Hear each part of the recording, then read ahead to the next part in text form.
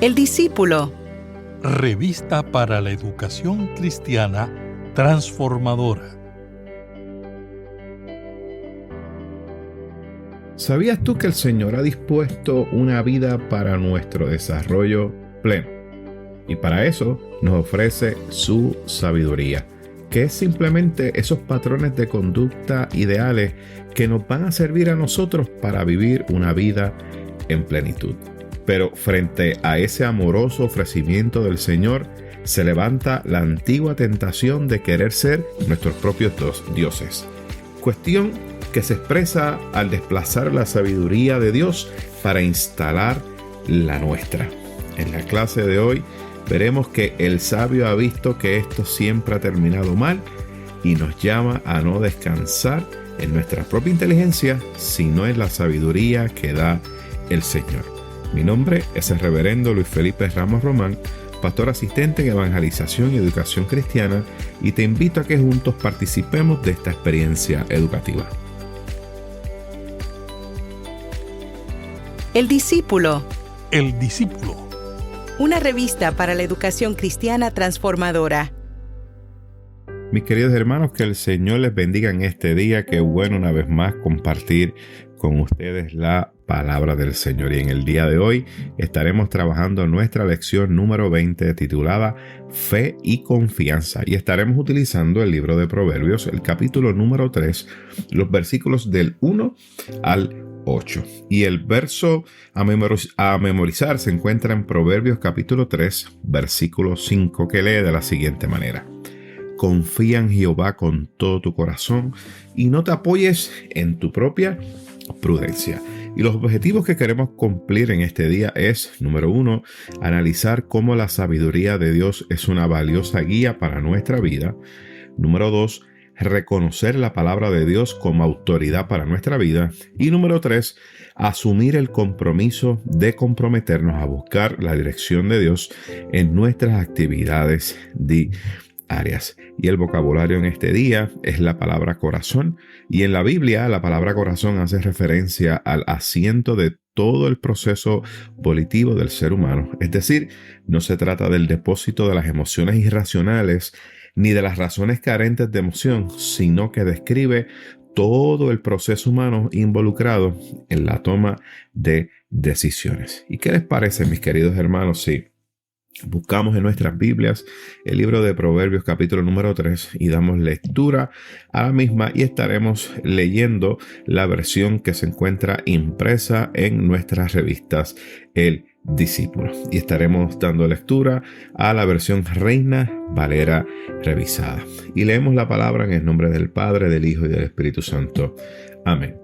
Hijo mío, no te olvides de mi ley, y que tu corazón guarde mis mandamientos, porque muchos días y años de vida y de paz te aumentarán. Nunca se aparten de ti la misericordia y la verdad. Átalas a tu cuello, escríbelas en las tablas de tu corazón, y hallarás gracia y buena opinión ante los ojos de Dios y de los hombres. Confía en Jehová con todo tu corazón y no te apoyes en tu propia prudencia. Reconócelo en todos tus caminos y Él hará derechas tus veredas. No seas sabio en tu propia opinión, sino tema a Jehová y apártate del mal, porque esto será medicina para tus músculos y refrigerio para tus huesos. ¿Qué les parece, mis queridos hermanos, si tenemos una palabra de oración en este día? Buen Dios y Padre nuestro, te alabamos y te bendecimos en este día y queremos darte gracias por tu palabra que ha sido leída. Te pedimos, Señor, que nos dirijas a través, Señor, de esta lección, donde estaremos trabajando este tema de fe y confianza. Te pedimos, Señor, que donde quiera llegue, Señor, este mensaje, pueda, Señor, llegar al corazón de cada uno de mis hermanos y de mis hermanas, de manera que brinde allí un gran fruto. Te lo pedimos todo en el nombre de tu amado Jesucristo. Amén, amén y amén. Bueno, mis queridos hermanos, estamos trabajando en este día de hoy el libro de Proverbios, y quiero, a manera de introducción, traer algunos datos importantes del libro de Proverbios y hablar un poco acerca de lo que se conoce como la literatura de sabiduría o la literatura sapiensal. Dentro del Antiguo Testamento, El libro de Proverbios se identifica como parte de lo que se conoce como la literatura de sabiduría o la literatura sapiensal del pueblo de Israel. Dentro de ese grupo de libros que se conocen como de sabiduría o sapiensal, tenemos el libro de Proverbios que estamos discutiendo en el día de hoy, tenemos el libro de Job, el libro del Cantar de los Cantares y el libro de los Salmos. De igual manera, no voy a entrar en detalles, pero hay algunos versículos en el Antiguo Testamento que se pueden identificar como una literatura, ¿no? De sabiduría o literatura sapiensal. Y esta literatura, cuando hablamos de la literatura sapiencial o la literatura de sabiduría, es el fruto, ¿verdad? De esas tradiciones, de este grupo de sabios, de estas personas que a través de toda la historia de Israel tuvieron unas experiencias que vivieron y eso les ayudó a ver la vida de otra manera y a desarrollar una sabiduría. Es como los viejos nuestros, ¿verdad? Nuestros abuelos, nuestros abuelitos, nuestros bisabuelos, que eran personas muy sabias, a pesar de que quizás no tenían una preparación académica como la tenemos nosotros en nuestro tiempo, pero eran hombres y mujeres muy sabios porque habían vivido la vida. Y las experiencias de la vida le habían dado grandes lecciones. Y esta literatura de sabiduría o literatura sapiensal se le conoce, ¿verdad?, como un género literario y se caracteriza por esa reflexión y por esa preocupación de ciertos temas particulares que tenía el pueblo. Ahora, hay algunos rasgos que quiero compartir con ustedes acerca de la literatura sapiensal que nos van a ayudar a nosotros para entender un poco mejor la lección en el día de hoy. Uno de los rasgos que tiene la literatura sapiensal o la literatura de sabiduría es que tienen un interés genuino por conocer y controlar aquello que afecta la vida de los seres humanos. Hay ese interés genuino, ¿verdad? Hay una inquietud, ¿verdad? Otro rasgo es que hay una inquietud por esos temas universales, ¿verdad? Aquellos temas que afectan no solamente al pueblo israelita o a los judíos, sino que afecta a otras personas, a otros pueblos, sin importar, mira, de dónde sean, si son hombres, si son mujeres, si son palestinos, si vienen del norte, si vienen del sur, si vienen del este o el oeste. No. Hay una inquietud por esos temas universales. Por ejemplo, para ser un poco más específico, ¿por qué la gente sufre? Y la literatura sapiensal tenía estos rasgos, ¿verdad? Había una inquietud, había un interés de conocer acerca de estos temas, como por ejemplo, ¿por qué la gente mala prospera? Y eran temas que usted los ve presentes a través del Antiguo Testamento y a través de estas cartas de Proverbios, los Salmos, Cantar de los Cantares y Job, vemos eso. De hecho, el libro de Job nos presenta este tema excelente, porque una de las cosas que nos presenta el libro de Job, que es un libro de sabiduría, es por qué a la gente buena le pasan cosas malas. Cuando vemos el libro de Job nos damos cuenta que Job era un hombre justo, ¿verdad? Pero en medio de esa realidad que vivió, pues miren, él tuvo que aprender y entender que a la gente buena le pueden pasar cosas malas. Porque antes había este entendimiento de que si algo malo le pasaba a alguien en aquel tiempo, ¿verdad? Era porque había hecho algo malo.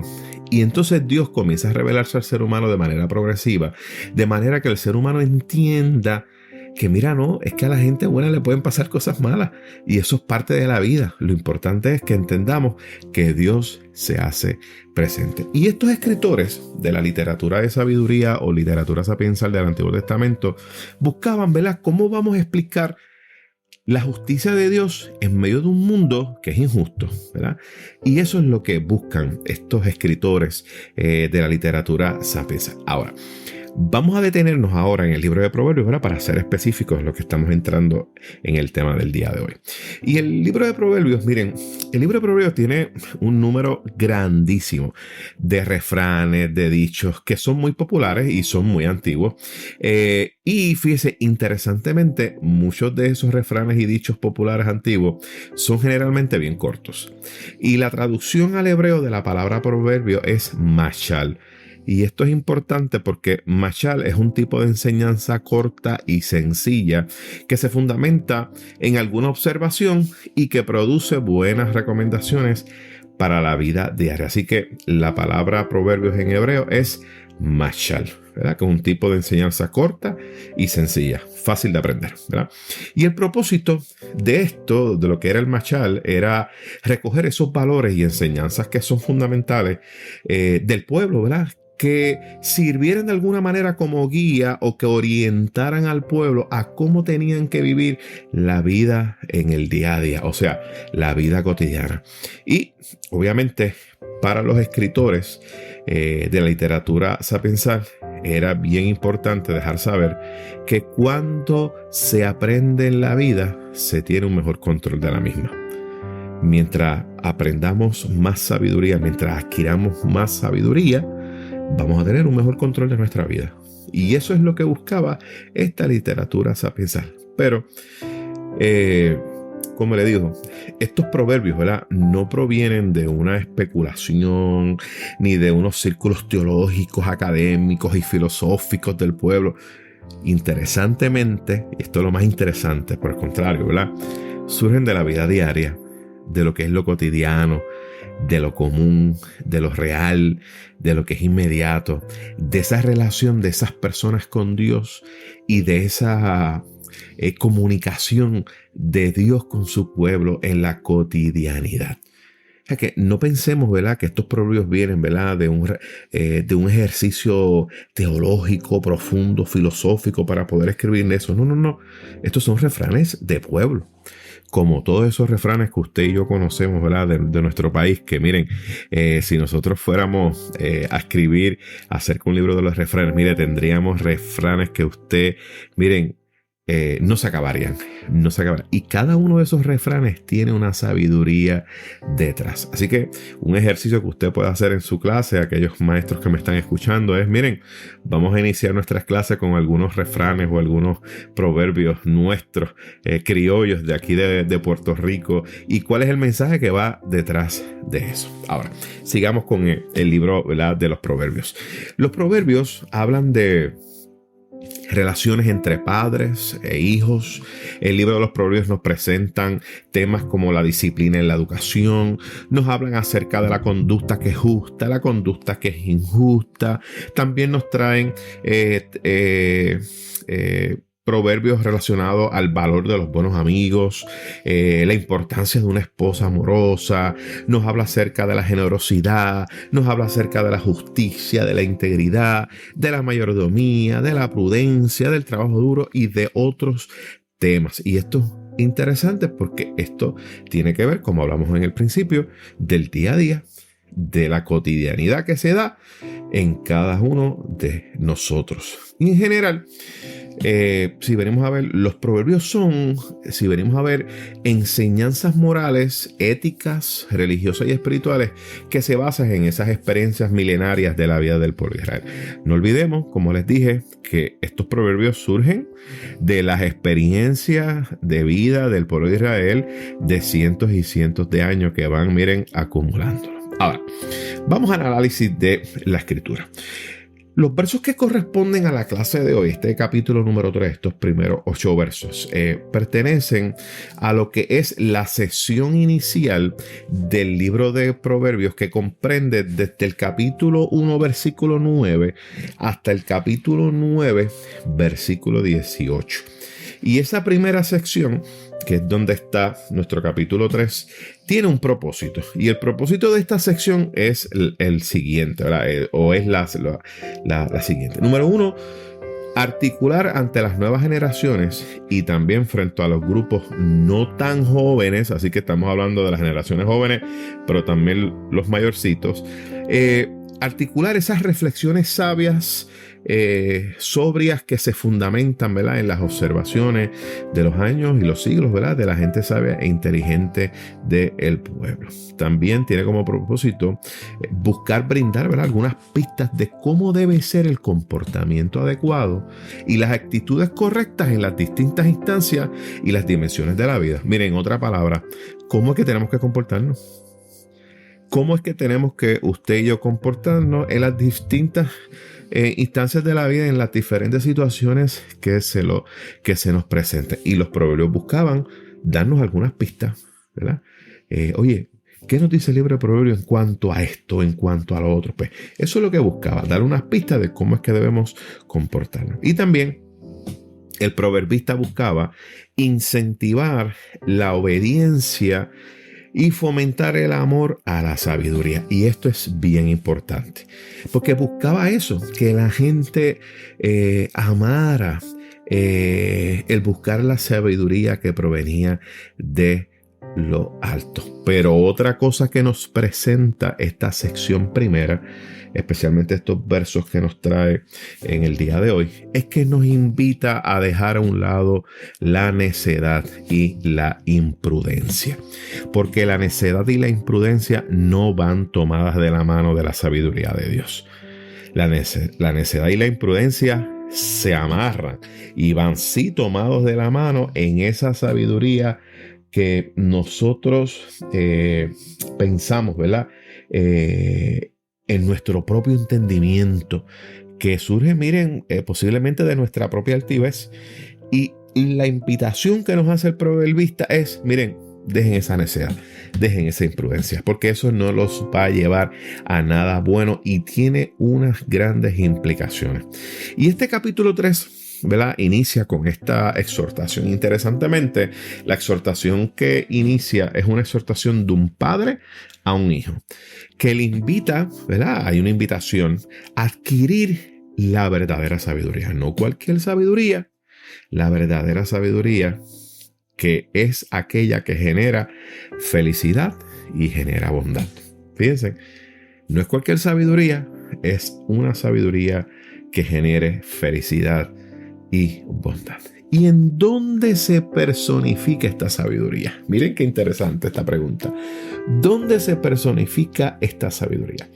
Pues mire, cuando leemos el texto nos damos cuenta que la sabiduría que proviene de lo alto se personifica en la gente sencilla y en la gente humilde. No se personifica la sabiduría en la gente altiva. No, mis queridos hermanos, no se personifica la sabiduría en la gente que es necia, en la gente que es imprudente. No, mis amados hermanos, la sabiduría que proviene de lo alto se personifica en la gente sencilla y en la gente humilde. Eso es lo que nos muestra el texto.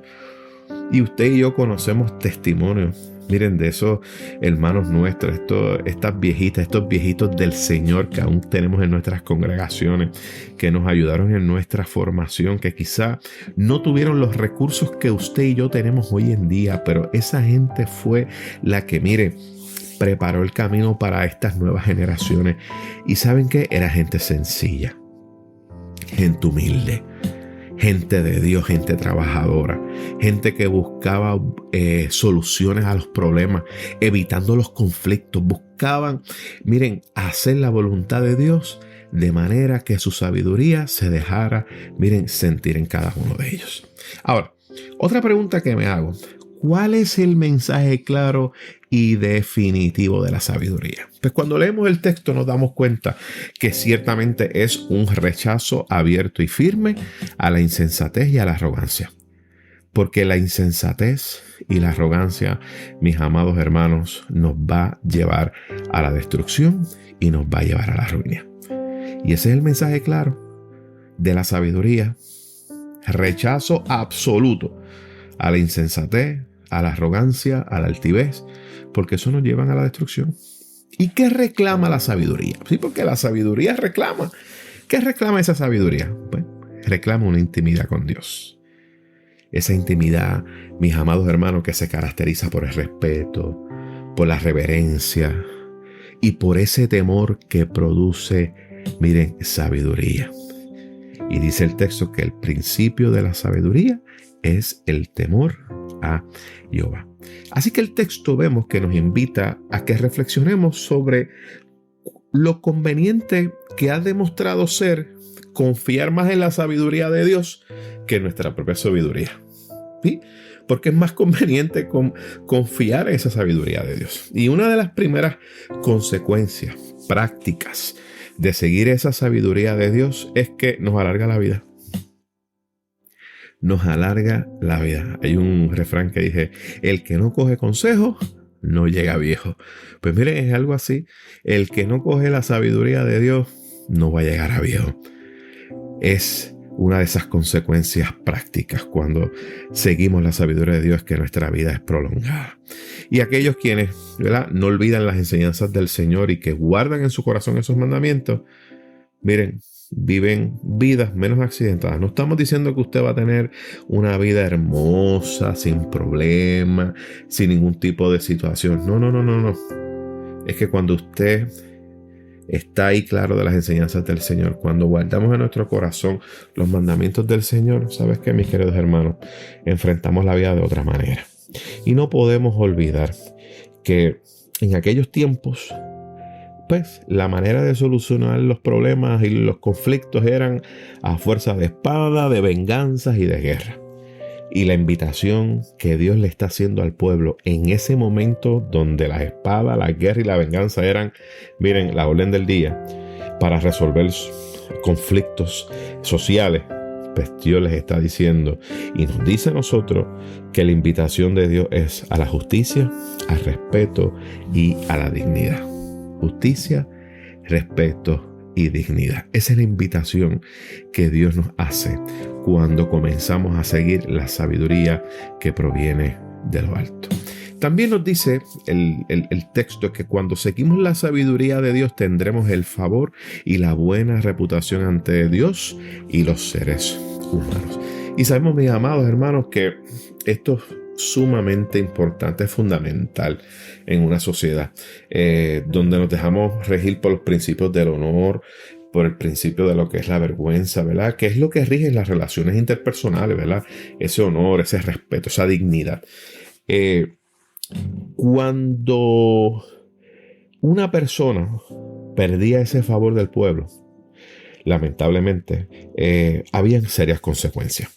Y eso tenía consecuencias sociales, tenía consecuencias políticas, consecuencias económicas, entre, mire, muchas otras.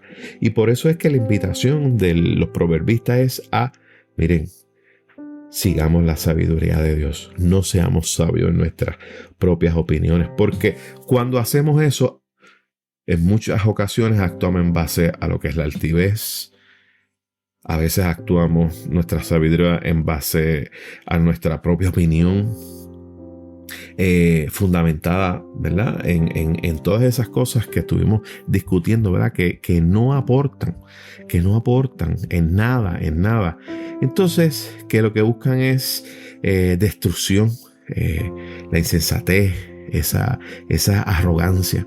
Y entonces, fíjense, el texto lo que nos está diciendo es que es importante que sigamos la sabiduría de Dios y que no sigamos nuestra propia sabiduría, porque tiene unas grandes consecuencias. Y la manera de nosotros poder evitar que eso ocurra es siguiendo el camino de la misericordia, de la verdad y de la justicia. Ese es el camino a recorrer. Misericordia, la verdad, la justicia, la dignidad. Ese es el camino que el Señor nos invita a que recorramos. Y de esa manera, mis queridos hermanos, seguiremos trabajando de manera hermosa para alcanzar lo que Dios quiere hacer con cada uno de nosotros. Seguir ese camino de la sabiduría, de la misericordia y de la verdad va a hacer que el camino de la vida no se sienta tan accidentado, tan pedregoso. No estamos diciendo que no va a ser así. Simplemente estamos diciendo que no se va a sentir tanto. Y cuando usted y yo nos dejamos guiar por Dios, mis amados, nos ayuda a identificar cuál es el camino al andar. Así que, a manera de aplicación, el escritor lo que nos está advirtiendo es acerca del peligro de vivir la vida bajo una sabiduría que se basa en la altivez, en el orgullo, y que desplaza a un segundo plano la sabiduría de Dios, y que la naturaleza de la sabiduría humana, no podemos olvidar esto, es limitada, mis amados, y es imperfecta. Siempre va a ser limitada e imperfecta. Y por lo tanto nos va a llevar a tener un entendimiento de la vida que es limitado. Y está fundamentado en intuiciones en intuiciones que quizás no tenemos la información completa, en información restringida por la misma vida propia. Pero la sabiduría de Dios, fíjense, que es esa sabiduría que ha dado existencia a la humanidad, que no tiene límites, que crea y lo conoce todo. Esa sabiduría de Dios es plena y es perfecta. Por lo tanto, mis queridos hermanos, es importante que cada uno de nosotros comencemos a trabajar de manera que vivamos esos mandamientos del Señor, que nos rijamos por esa sabiduría de nuestro Dios, para que de alguna otra manera eso nos ayude a desplazar esa sabiduría humana imperfecta que está basada en la soberbia y lo que está buscando es destrucción y ruina. Porque si seguimos ese camino, es un camino que nos va a llevar al fracaso. Y por eso que el texto nos invita a que confíe en el Señor de todo tu corazón y no en tu propia inteligencia. Mis queridos hermanos, que el Señor les bendiga, que el Señor les guarde. ¿Y qué les parece si tenemos una palabra de oración? Dios de toda sabiduría, no te oculta la obstinación de nuestro corazón, y en tu altar espiritual reconocemos hoy que nada bueno puede venir de nuestra soberbia. Haznos vivir guiados por tu inteligencia y líbranos de rebelarnos en tu contra. Te lo suplicamos en el nombre de tu Hijo amado Jesucristo. Amén, amén y amén. Mis amados hermanos, que el Señor les bendiga y esperamos compartir con ustedes la próxima semana.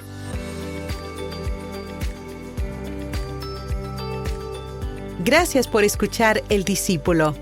Revista para la Educación Cristiana Transformadora.